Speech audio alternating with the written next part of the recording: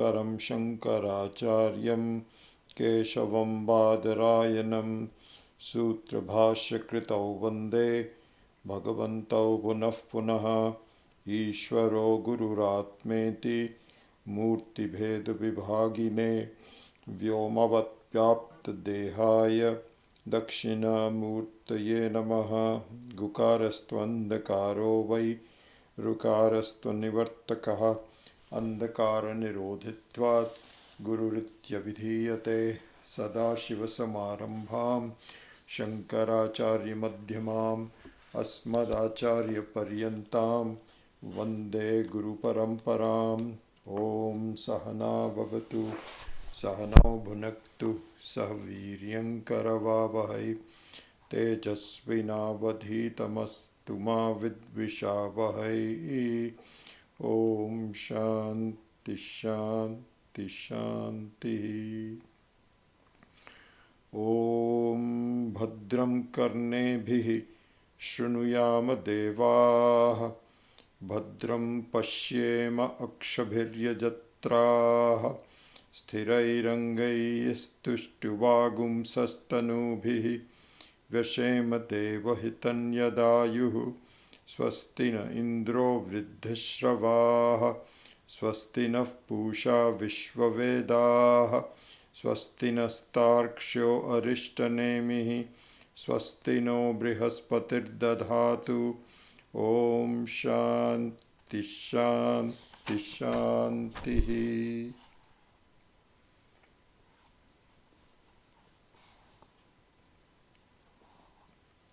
Let's chant verses number 16, 17 and 18. Okay. Start with number 16. Yat param brahma sarvatma vishwasyayatanam mahat sukshmat sukshmataram nityam tat tvameva tat. Yat param brahma sarvatma vishwasyayatanam mahat sukshmat sukshmataram nityam tattvameva tvameva tat. Number 17. Jagrat swapna sushuptyadi prapancham yat prakashate. Jagrat swapna sushuptyadi prapancham yat prakashate tad brahmahamiti jnatva sarvabandhai pramuchyate. Tad brahmahamiti jnatva sarvabandhai pramuchyate. Number 18. Trishudhamasu yad bhogyam bhokta bhogascha yad bhavet. Trishudhamasu yad bhogyam bhokta bhogascha yad bhavet tebhyo vilakshana sakshi chinmatroham sadashivaha. Tebhyo vilakshana sakshi chinmatroham sadashivaha. Okay, so in the last class, in verse number 16, Yat param brahma sarvatma, etc. Tat tvameva tat. So we saw what the 16th verse pointed out was the identity between Jivatma and Paramatma. That is really the main objective of our life, everyone's life. Everyone's life is to understand that there is identity between the individual and the total. So in the very beginning, it looks like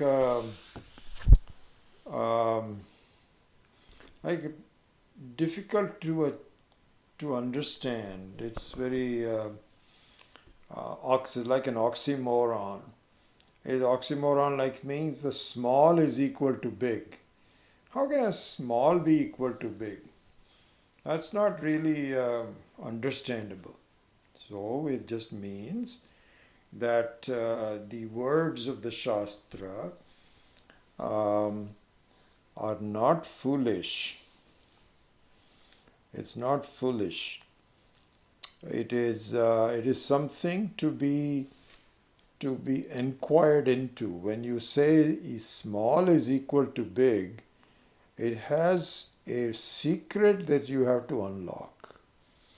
I think we were telling you that this is a well recorded history that one of the very well um, well recognized Christian, um, I wouldn't say missionary, but a Christian spiritual leader from UK had gone to India because United States, United Kingdom had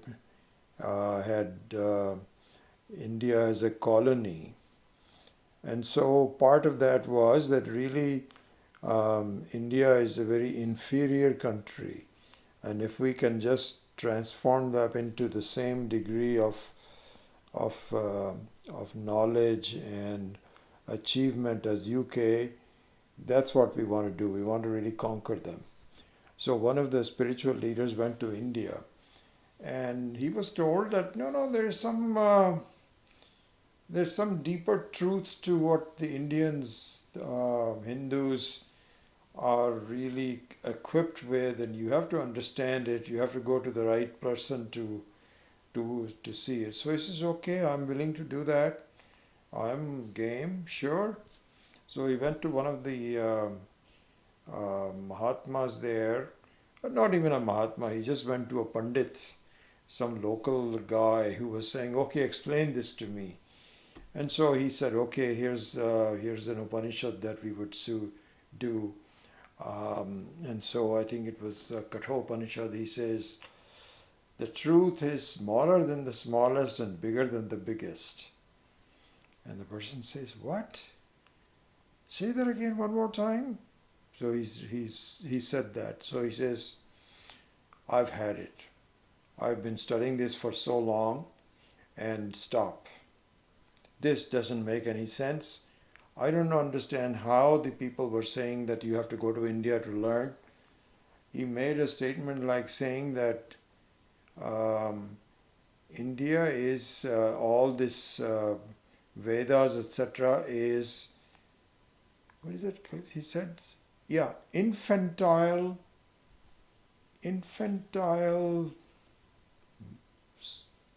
mutterings, something like that. He says, absolutely ridiculous. Don't even worry about it.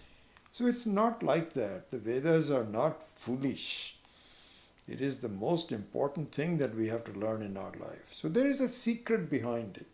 So when you say that there is identity between Jivatma and Paramatma, between the individual and the total, on the face of it, it just doesn't seem right. But what it says is that you have to look at, if you think that we are not blowing smoke in your face, then given that Shraddha, you have to understand what is behind all that. And what is behind all that is that there is a certain identity where this is what is called removing the unnecessary changes and retaining the necessary non-change.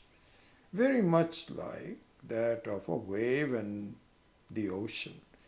The wave is a very small individual. The ocean is a very big totality. And yet the waviness of the wave and the oceanness of the ocean are just perceived things. There's only one thing, which is water. This is meant the identity between the Jiva and the Paramatma. So then the question is that if this is the case, then why is it that I don't really see this? And so what it says is that it is simply the power of ignorance that keeps me from understanding this. It has nothing to do with the reality of either one of them. It's just that I don't see it at the moment. That's all. And so I'm so wrapped up, so enamored, so overcome with my identity as a small person that I'm unable to shed that ignorance, shed that identity for a while. And see, Shastra knows that. It says, yeah, it is okay.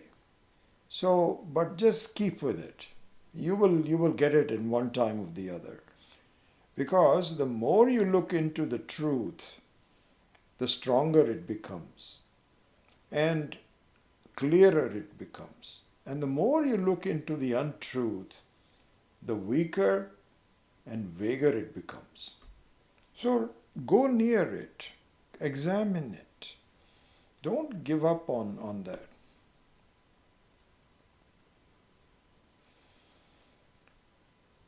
So that's the meaning of verse number 7 of verse number 16. Okay, that the identity is there, but if you don't see it, then please re-examine it over life, and you will see that that is in fact the goal of life. So then he says, if you do understand this identity, then what is my result of that, and what do I get out of it?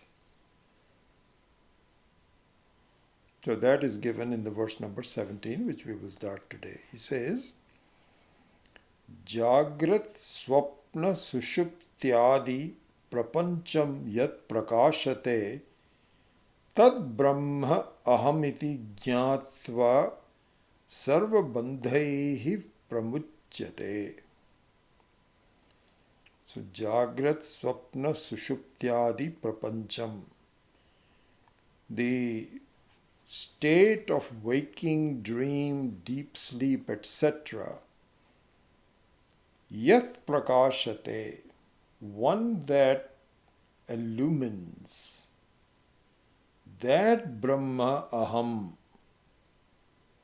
that tat Brahma, Brahman, aham, I iti, thus knowing, sarva bandhaihi pramuchyate, I am freed from all bondage. So this is the whole sentence. I am that Brahman which illumines the realms of waking, dream and deep sleep. Knowing thus, one is released from all bondage. This is the meaning.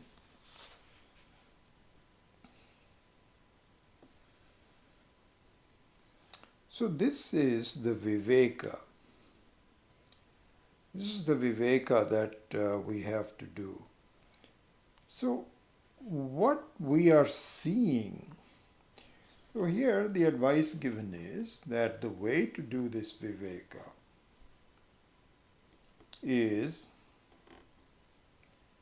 what you are seeing is not what you are.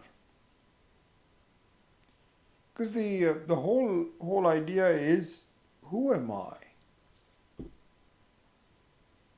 Who am I? What do you mean by who am I? Am I really the one which has this visible status? Visible status means that I was clearly born at a particular place and time, which has been well recorded. It's been well recorded. You can have a birth certificate which will say born on hospital number such and this hospital name, and the mother and the father's name and the time. This is me. And then the baby is slowly nurtured by the parents, and you become fully functional human being, and you grow, and then you start to grow old, and finally you are gone. So this is who I think I am.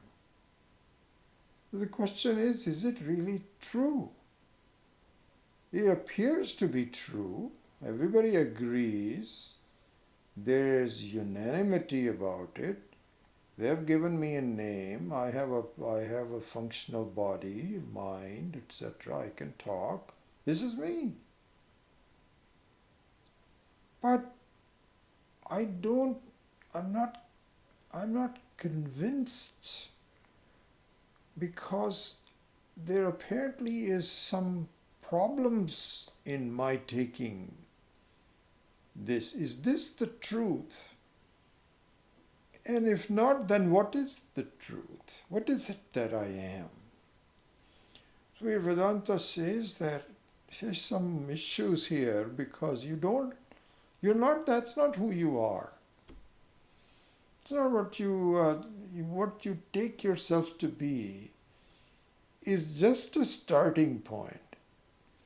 Go deeper into it and you find there is something much more surprising in terms of who you are. You are not a transitory person with a beginning and an end. You are, shall I tell you who you are? You are the entity which illumines what you think you are.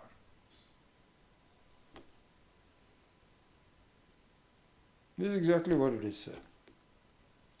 Because you examine everything about yourself that you take yourself to be, and those are completely covered by the three states: waking, dreaming, deep sleep. You can even say, because it says etc. Etc. means what? There must be some more things. Actually, the three states of experience, as we have seen in a 24-hour period, should give you the totality of what you are. But why are you saying etc.? That means there are some more things that this is not total? No, all it says is that another view of that would be that you have periods of time. You can have relationships. So you can say, I'm the grandfather of someone. I'm the husband of someone. I'm the wife of someone. Or you can say, I was young. Now I'm old. So you have views about yourself. Those kinds of views. So essentially, anything that I can observe, that is a given filter. Anything that I observe about myself is what I think I am. You know, I tell you, one of the things that was very helpful to me in my grasping this, and continues to be today, it's just is something which is captured by, I'm going into a slightly different way of, I'll come back to the illuminator. I'll tell you about illuminator, I won't give it up, but I just want to give you another aspect of that which has been very, very helpful to me. was to understand the word for the Atma called Avyakta. Avyakta. Now, this is what happens. You read all these words and they just seem like strange words that you don't know anything about. First of all, it's a different language altogether. If you're English speaking or some vernacular language speaking, you don't know Sanskrit, and Avyakta is a Sanskrit word. But if you really go into the meaning of the word and you think about it, and it gives you an opportunity to have an insight into it, this is where amazing things happen. Honestly, I'm telling you, this has happened to me, and there's absolutely all the reason it will happen to anyone that has this. The meaning of the word avyakta was very important in my progress towards the clarity of understanding. What does it mean? It means, avyakta in English would mean unmanifest. Unmanifest, not manifest.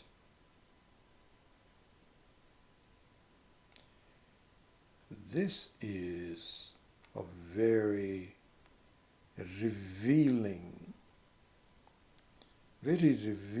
thing about the self, about who I am. We're talking about who am I.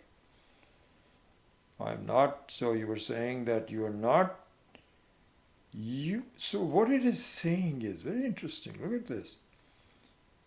You are not anything which is vyakta. Vyakta means manifest. Manifest means visible, expressed, appreciated.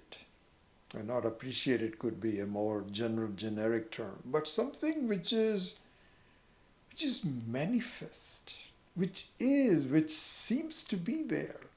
And so if you look at yourself, you find that in all the three states of consciousness, actually, Swami Viditatmananda has pointed this out very interestingly enough, a very important thing. I'll just make a side comment on that, and then I'll go back to the Avyakta, and when I'm finished with the Avyakta, we'll go back to the Illuminator in a minute. So here, when we say the three states of consciousness, remember, this is the statement I made, three states of consciousness, which is waking, dream, and deep sleep. So he pointed this out in his writings and commentary.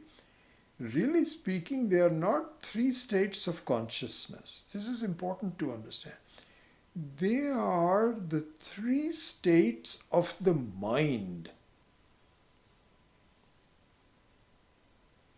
And the mind is reflected consciousness,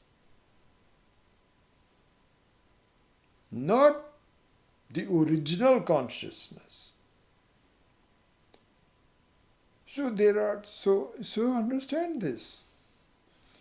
So the original consciousness cannot have multiple stages. This only has one thing. But the reflection of the consciousness can have many states. So therefore, the Jagrat, Sushupti and Jagrat, Swapna and Sushupti are states of the mind. It's very much like, as we've been looking through these examples, there's only one actor. But the actor can play many parts. And each of the parts looks very different. In one part, you may have you may color your hair and so on and so forth and look younger. Or in this on another movie, so this is what happened these days in Amitabh Bachchan. Now he's playing grandfatherly roles. They make him look even older than he is with white beard and all of those kinds of things. And so the roles that you play are not who you are. You are the same person playing different roles. So there are not three states of consciousness, but three states of mind. And the mind is reflected consciousness. This is what the whole creation is done. It's a non-creation creation. There's no real creation, but it appears to be like a creation. This is the situation we have. Very funny, clever. I mean, you know, people will say that God, Ishvara, is all-knowing, all-powerful. And so we just look at it all-powerful and all-knowing, and then we say, okay, I understand what it is. All-powerful, all-knowing, and so on. Yes, it's good. And we kind of like dismiss it. We're saying, okay, there's nothing much to it. Ishvara is all-powerful, all-knowing, Sarvagyaha, Sarvashaktiman, etc. Okay then. We don't realize how intelligent and clever, how creative the world is. What a creation! It's just an amazing creation because it is a non-creation. The dream is a non-creation. It's a creation without a creation. So the whole cosmos is also a non-creation, but appears like a creation. This is what we have to understand. And if we do, we're done. My objective of life is over. So there are not there's not three states of consciousness. But there are three states of apparent consciousness, reflected consciousness. That you can say. Okay? So now that we have finished that topic of the three states of so-called consciousness, we'll go back to avyakta, okay, which I started with, and I want to continue for a little while longer. Avyakta. So very helpful to me to say that I am forever avyakta. I am never manifest. So consider the implications of this. How can I be forever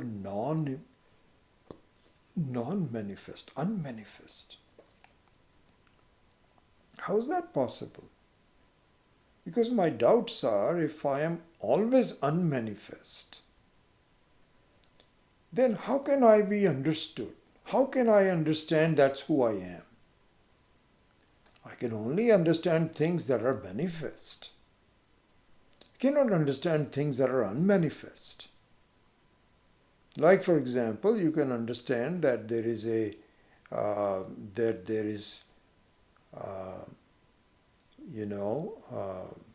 an orange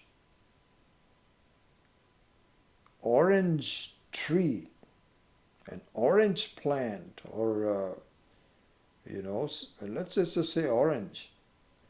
I don't know the seed of the orange because it is unmanifest.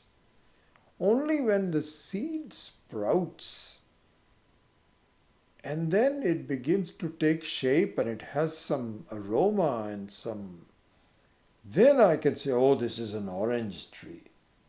But if it is in a very subtle form, unmanifest, even that is actually visible. The seed is, you can actually take a seed. The orange seed is actually quite big. Other seeds are much even smaller. But if I am avyakta, forever avyakta, see, this is the issue. This is the interesting part, is that somehow I'm looking for myself, for my, if you tell me that I lack all problems, I'm free, I'm asangaha and so on, I want to see that person. I don't see that person. And so I don't understand what you're talking about, because how can I make myself visible? I want to see myself visible. And the Shastra says, you'll never be visible. You are invisible. But you know how you can see you're invisible? What bothers me that I'm invisible is that I have some views and doubts about what my invisibility looks like. It's almost like I'm nothing. And the Buddhism also says, Shunyavadas in Buddhism says you are nothing. All your problems are because anything which is visible is a problem. So you just become invisible, and that you're gone, zero. Vedanta says just the opposite. No. In fact, so the unmanifest, avyakta, was a very great aid to my understanding once I understood it. That really speaking, I don't need to be visible.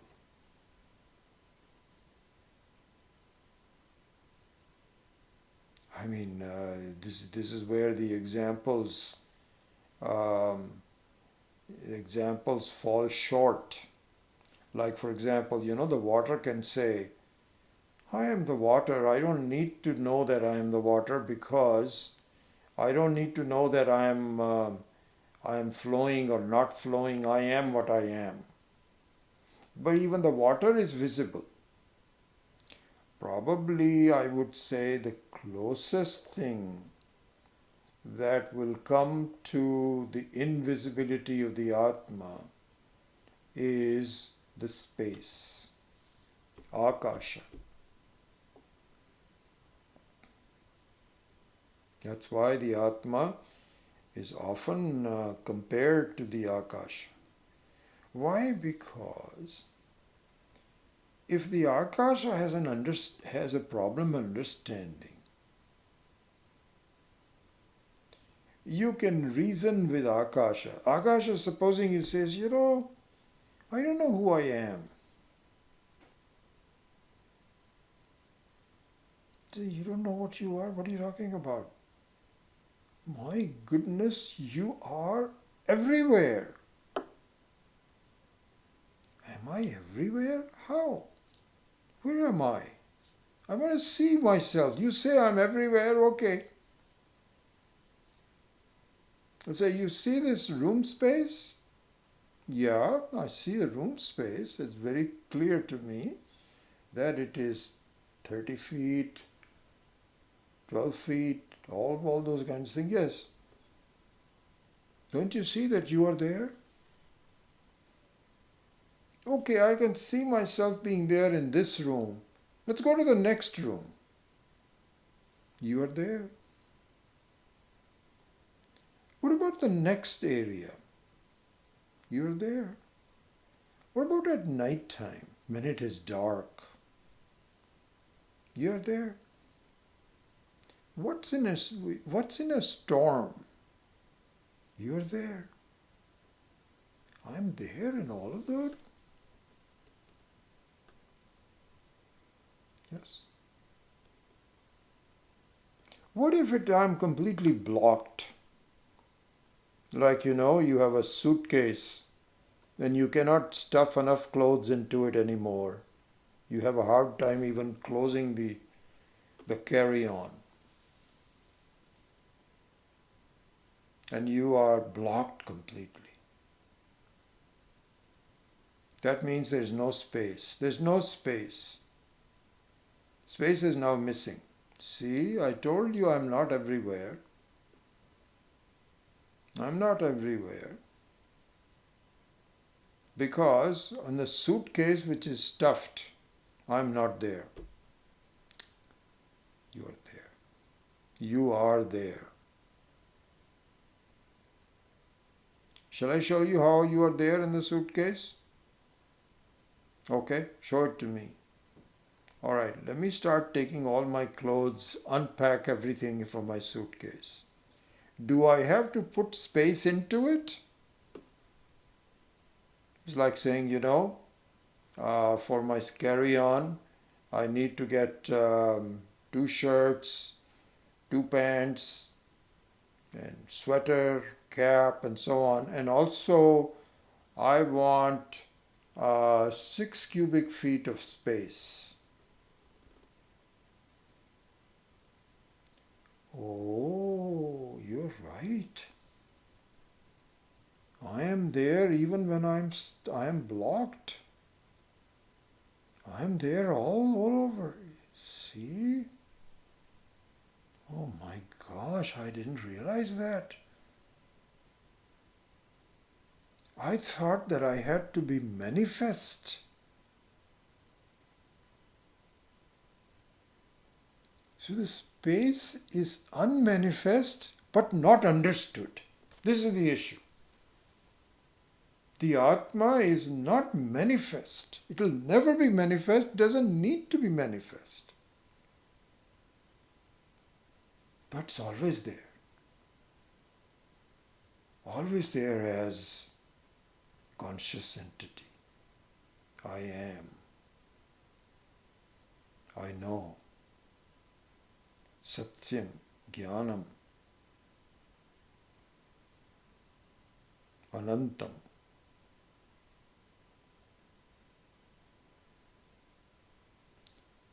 So the avyakta is a very important concept. Once I understood that I don't need to be visible. And the other thing is that any opinions that I have about myself are wrong. Because any opinions that I may have must be regarding something on which is visible. It may be grossly visible, it may be subtly visible. It may be that, my gosh, I'm getting old. That's grossly visible. Or you can say, I am less unhappy than I used to be before. Subtly visible. Because the state of the mind is a subtly visible entity. But any opinion about yourself, that I am less unhappy than before, or I am getting old, is wrong. Because I am not visible.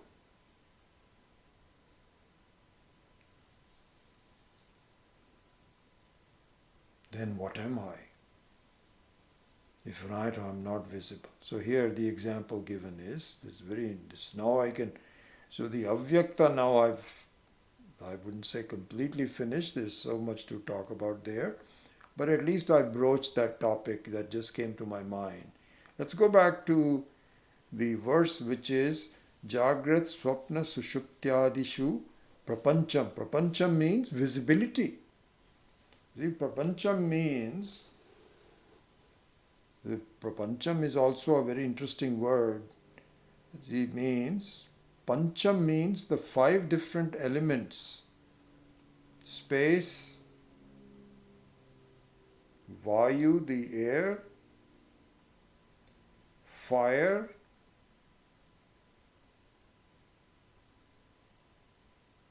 apaha, which is water, and prithvi, which is the earth, solidity. And their combination of these five things. So pancham, pancham, pancham, all these fivefold matras combining together means prapancham. Everything is nothing but a combination of these five things. So really speaking, everything which is visible, prapancham, jagrat, swapna, sushuptyadi, as we saw, and the etc. would be old or new or male or female, or whatever it is that is visible. Yat prakashate, the one that illumines it, that's who you are. You are not what is illumined. You are what is the illuminator.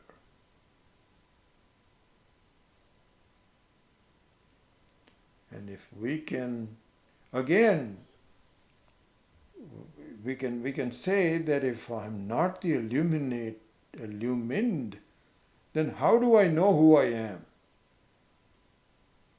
You are the constant illuminator for what you think you are. I am this, I am this. You remove the thisness from it. What remains is I am. Even, for example, sometimes we would even say that I am the witness, Sakshi. We've studied that before. In one of the verses, the word Sakshi came. I am the Sakshi, the witness. So here doesn't mean that the Sakshi is a act of witnessing. It's not active witnessing. Just like, for example, when you go in for getting some signatures verified, so you require a witness sometimes. So the witness has to come in and say, yes, that's his handwriting, yes, that's his or her statement. It's called an active witness. So here the word Sakshi is not an act of witnessing. It just means the very essence of what a witness has. Witness means you just observe. You are not as part of the observed. Here Swami Viditatmananda points out that in the Panchadashi, in the 10th chapter, there is a very beautiful description of this, which is called Nataka Deepa Prakaranam. Nataka Deepa. Nataka Deepa means the lamp of a staging company. Not staging, not the real estate staging, but the stage where a play is done. And so in a play where there is a dancer, and so she is a dancer, and she's accompanied by certain musicians that accompany her, playing harmonium or tabla or something like this. And then there is an audience that is enjoying it. All that is happening. There is a lot happening in this play, public concert. And but the public concert, this dancer and the musicians and the enjoyment of the plot and so on, is not possible without some light shining on it. I mean, you can have a complete darkness, and but you can maybe hear sound, but you cannot you cannot see anything. But for this whole dance to take place, you need to have a lamp that illumines all of the things. So you cannot say that the illuminator is not important. Now, what is the lamp going to do? The lamp is not that important. Right? The main thing is to have dancers and all these accompanying artists and paying guests who have paid money and a stage and all the things and so on. That's important. The lamp doesn't do anything. Okay? Try doing it without a lamp at night time. Supposing the dance begins, and pretty soon there is a fuse that has blown, and the whole thing becomes dark. No one can see anything, nobody can enjoy anything. People want their money back right now. You say, sorry, we cannot run this anymore. Why? What happened? Because there's no lamp. So the lamp is very important. But the lamp doesn't do anything. Doesn't matter whether it does anything or not. It's not an active witness. It is an illuminator of what happens. This is exactly what our life is. Very interesting, just amazing. Atma is the illuminator. And as Swamiji points out in this from Panchadashi, one by one, the dancer finishes. She takes a bow, clapping. All the accompanying musicians, they wrap up their things. Harmonium is closed off and so on. Patrons all clap and they leave. And the whole thing is now empty.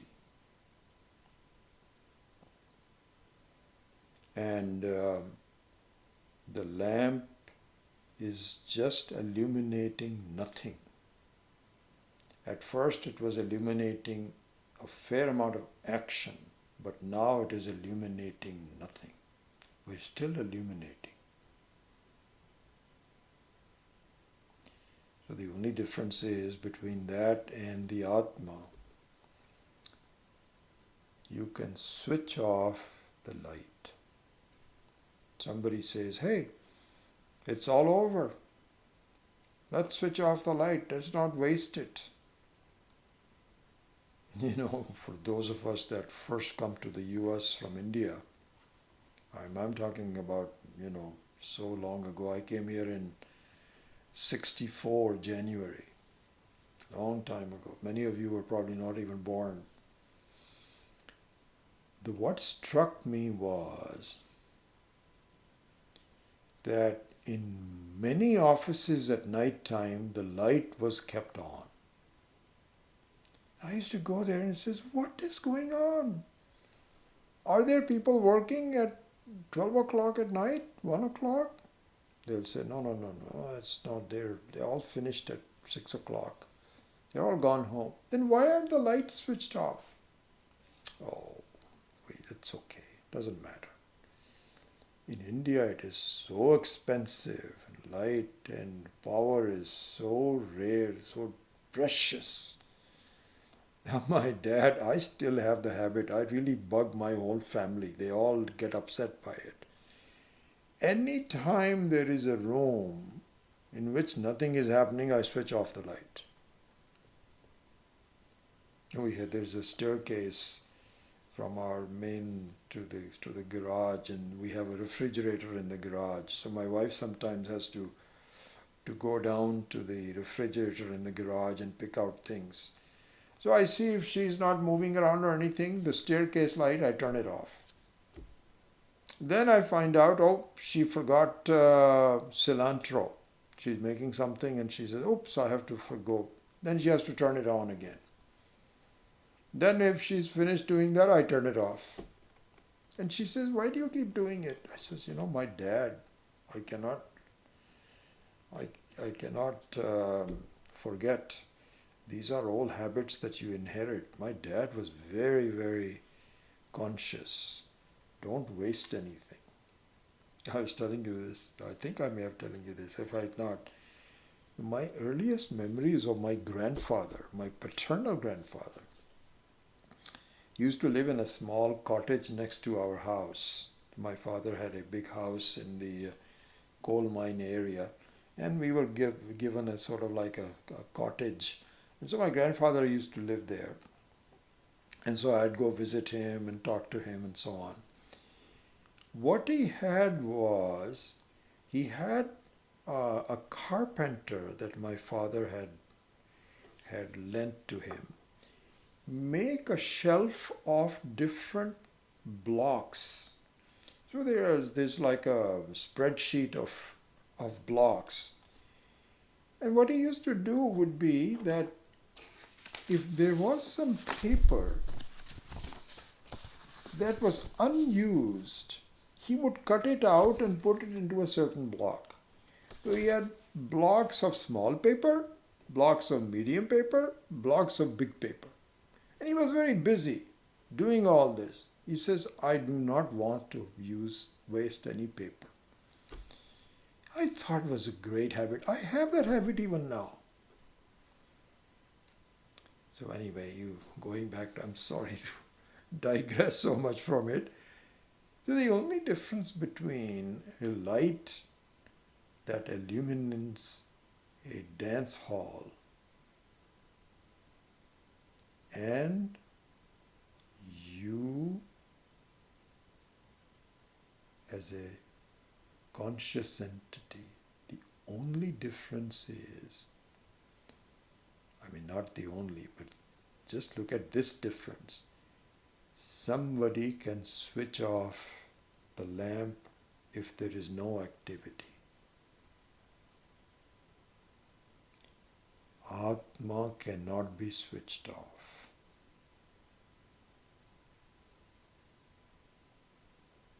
It doesn't have a switch. It cannot be switched off. It doesn't need a switch. It is a natural, illuminating Swarupa. Its reality, its very nature is, it is an illuminator. And this illuminator is not your creation. It is Parameshvara. It is the Brahman. And it is always there. Just look at it. Unmanifest. Always there.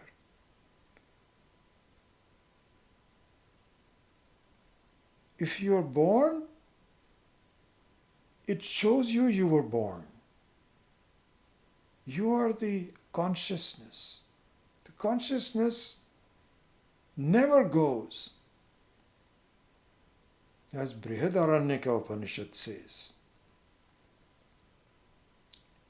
Nahi vigyatehe vigyatuhu viparilopaha vidyate.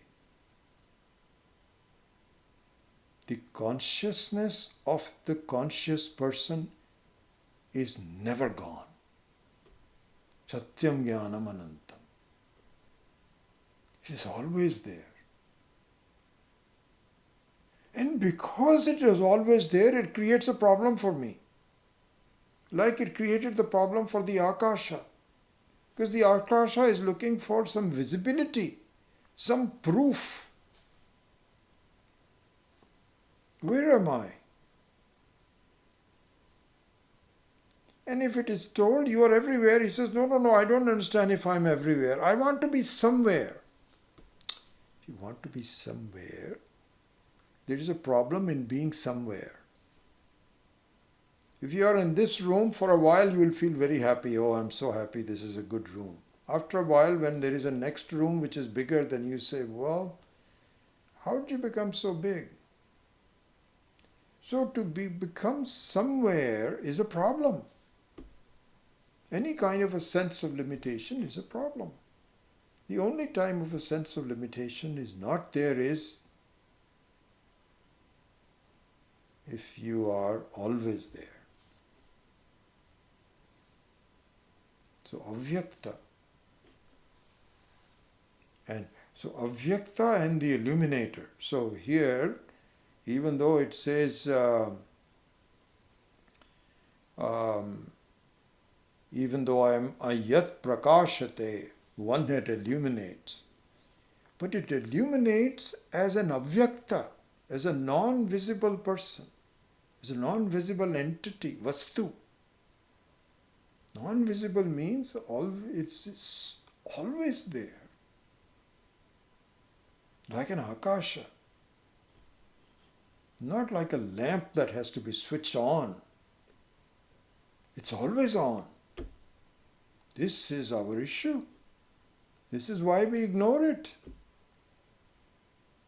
We don't understand there is some presence of when you say, where is God? Where is Ishvara? Hey, where is Ishvara not? You have some strange ideas that I want the Ishvara to be looking like this. The Christians have their own idea of what God should look like. The Muslims have their own idea. The Hindus have their own ideas, and so on.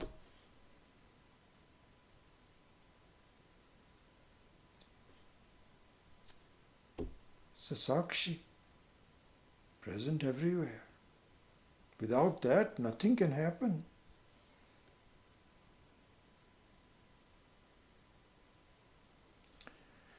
And so to close off this particular verse, he says, Jagrat swapna sushuptyadi prapancham yat prakashate tat brahma ahamiti. I am that prakasha. I am that illuminating entity. And if I know this, sarva bandhaihi pramuchyate. All my bondage is gone. Where is the bondage? So here it is important to know that the bondage is not by samsara.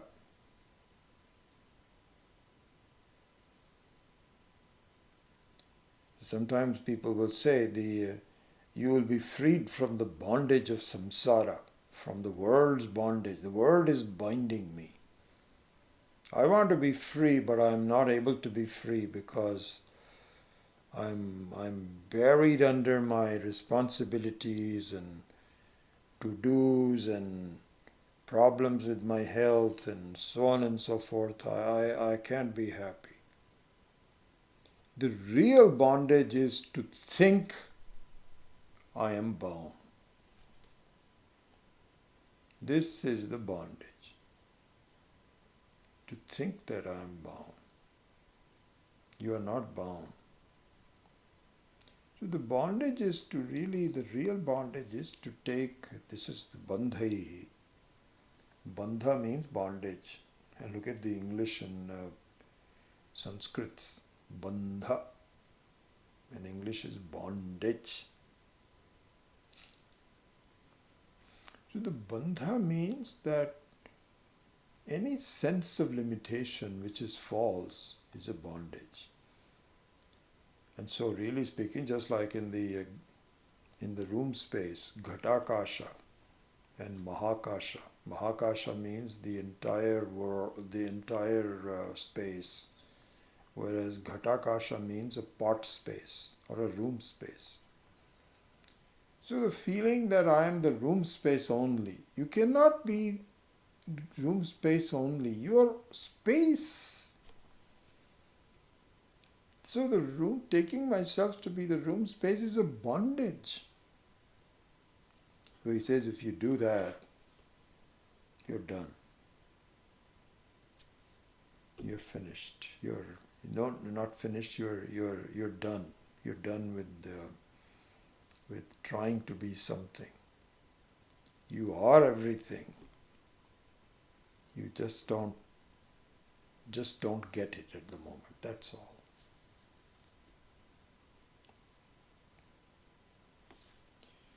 Okay.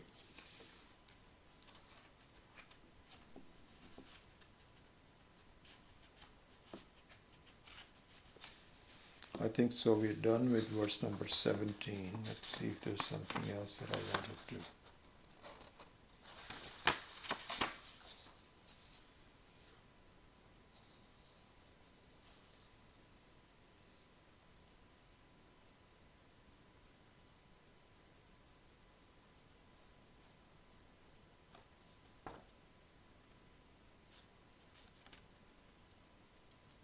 Okay, I think we're pretty much done with 17. Let's go to verse number 18. There's some, please read, there's always some new material that you can gather from this. Page 173, 174, 175. So, but I think we're pretty much covered. Then verse number 18.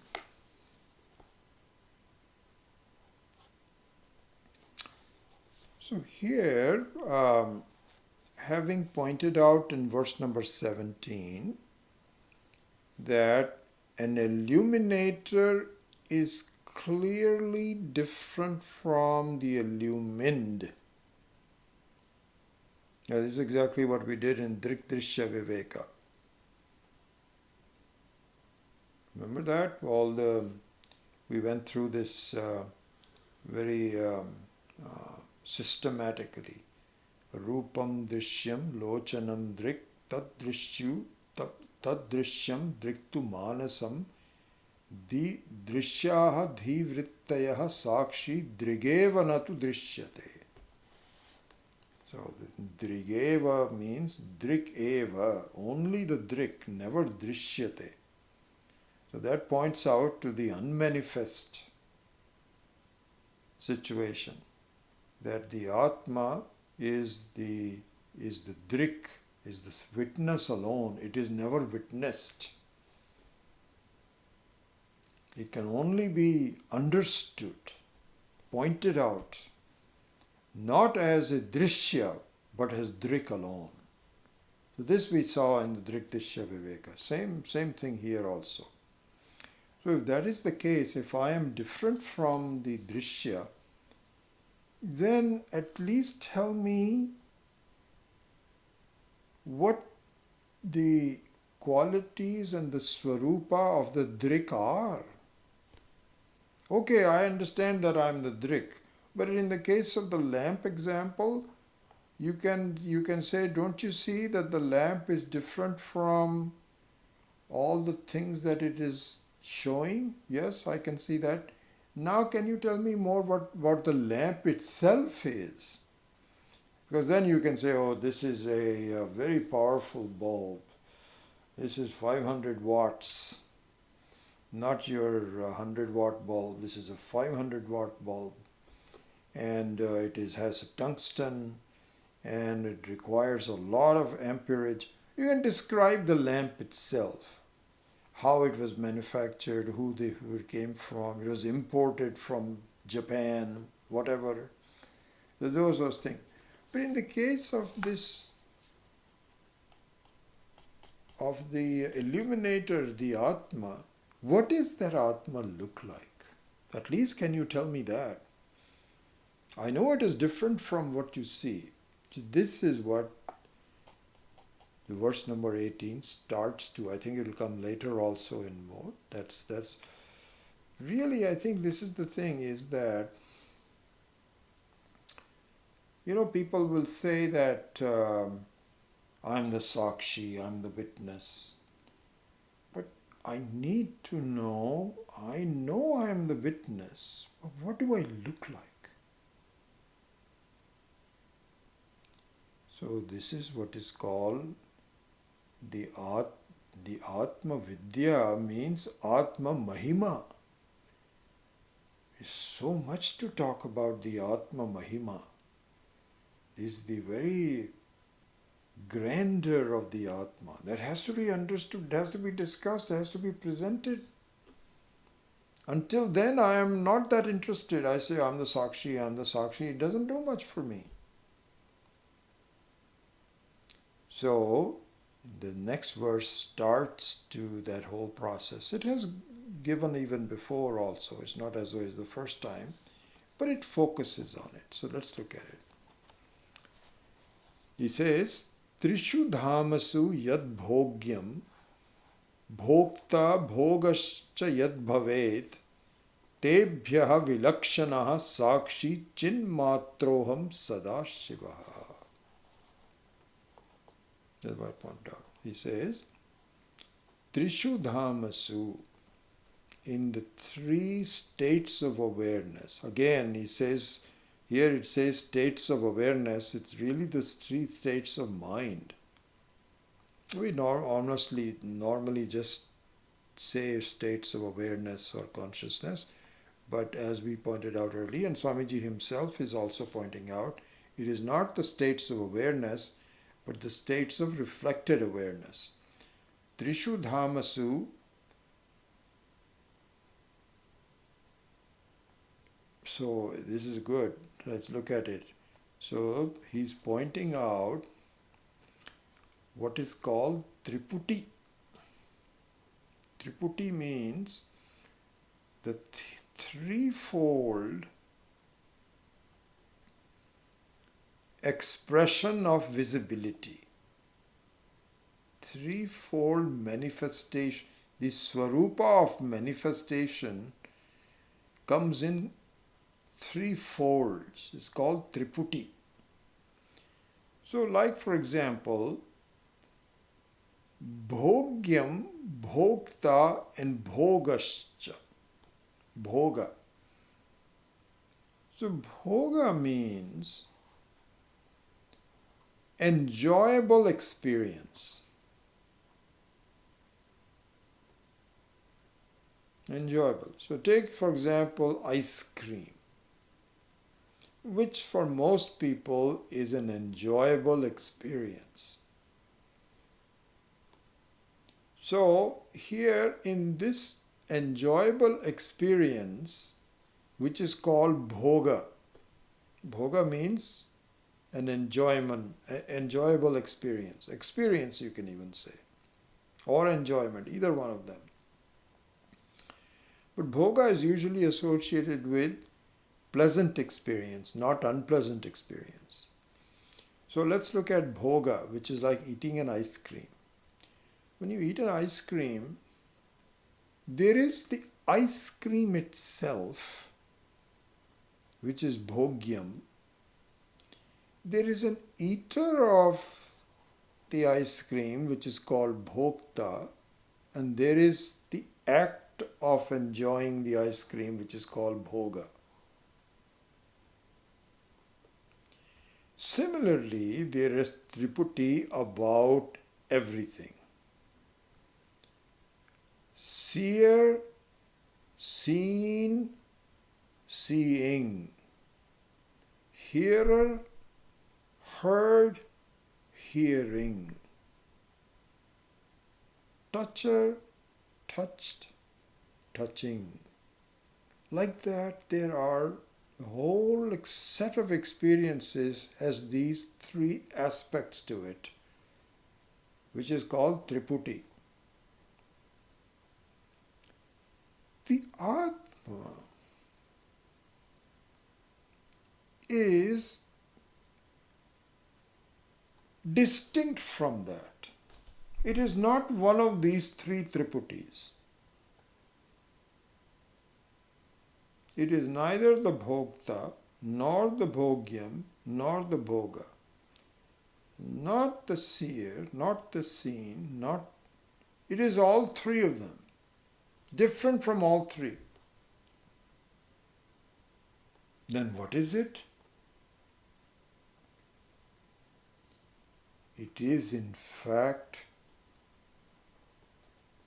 the original which is reflected in all three of those Triputis. That's what it is.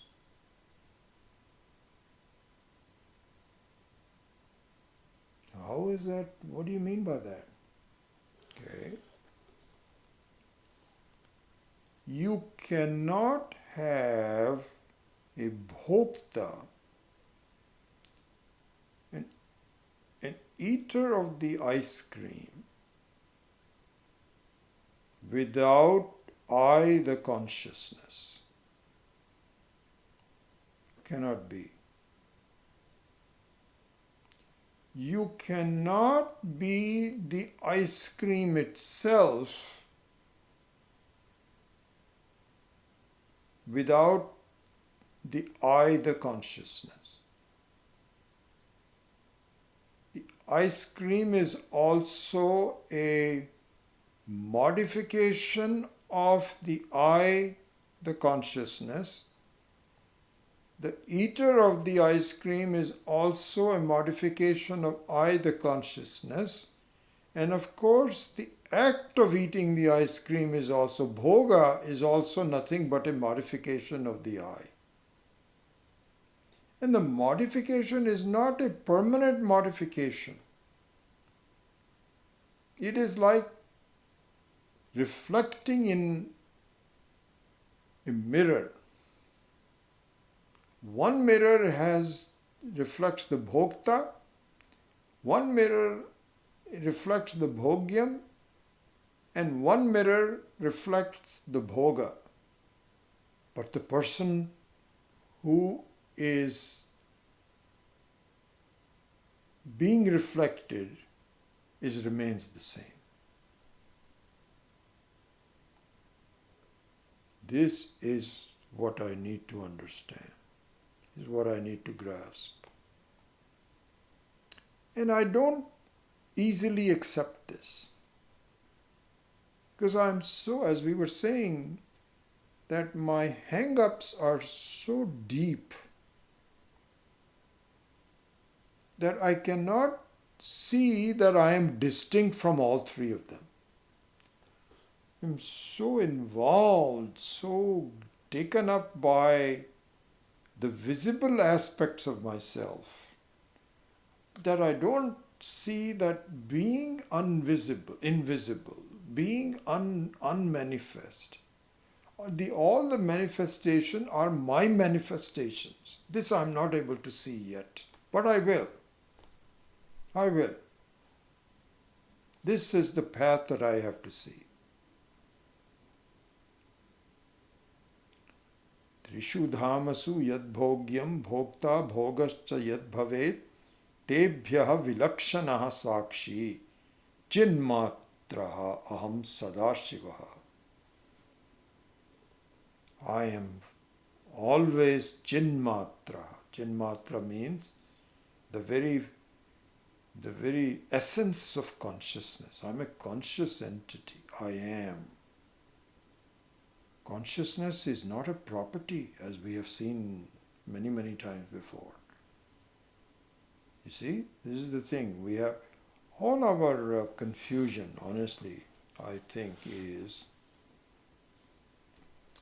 because of the inability to distinguish between what is a quality and what is the entity that has the quality. This is exactly the problem. I think of consciousness as my quality, when in fact it's just the other way around. Consciousness is the entity, and my taking myself to be a visible thing is a quality. Yeah, this is a good way to look at it. So the difference between an entity, a vastu, and a quality is that the quality depends upon the vastu, on an entity. The entity may have a certain quality or may not have that quality. but it is independent of the quality. The quality resides in the entity does not reside in the quality. So, for example, the redness of a petal, the redness is the quality, the petal is the entity. But if you expose it to the sun or leave it out for a while, the redness goes, but the petal remains. So very similarly, our problem is that we confuse between them. Again, because of my predisposition towards visible things. So, if I take myself to be an entity and I make consciousness as my quality,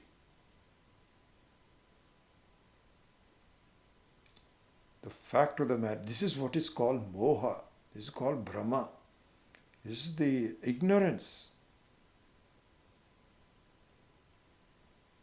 The fact of the matter is that I am a conscious entity, and all things that are visible are my quality. Sometimes I'm young, gone. I'm an adult, adulthood, middle age, gone. Old age comes, will be gone. Like that, I have different ways. So all the sushupti comes and goes. Jagrat avastha comes and goes. Waking state, dream state, qualities, qualities, qualities, qualities. The sakshi bhavam remains. Chinmatra, just consciousness. Sadashiva. Sadashiva. Shiva means here auspiciousness, mangalam, ananda, that always remains. Not easily visible yet, but it will be. So that's what it is. This is what the essence of this verse is. Trishu dhamasu yad bhogyam bhokta bhogascha yad bhavet tebhyaha vilakshanaha. Distinct from it, Sakshi Chinmatroham Sadashiva. So, we have closed the class with that. A couple of more things I might say about this verse number 18, but we are pretty much done with it and we'll go forward with it. Okay. Asato ma satgamaya, tamaso ma jyotirgamaya, mrityor ma amritam gamaya. Om Purnamadav Purnamidam Purnat Purnamudachyate Purnasya Purnamadaya Purnameva Vashishyate. Om Shanti Shanti Shanti. Harihi Om Shri Gurubhyo Namaha. Harihi Om.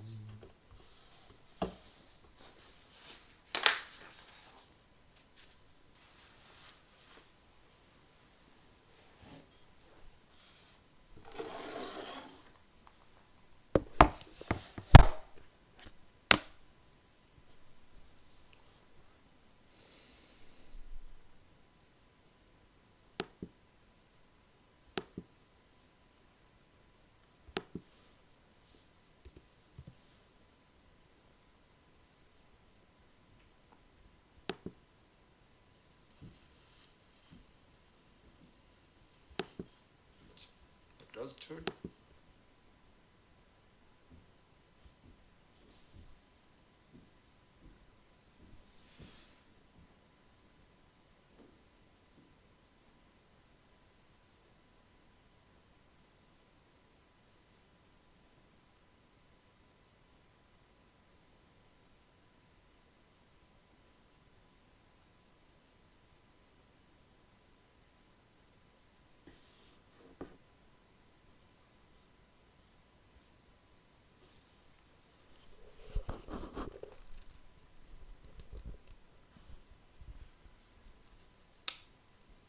Very good. Thank you for attending this class. there is no other questions, then I will take your leave.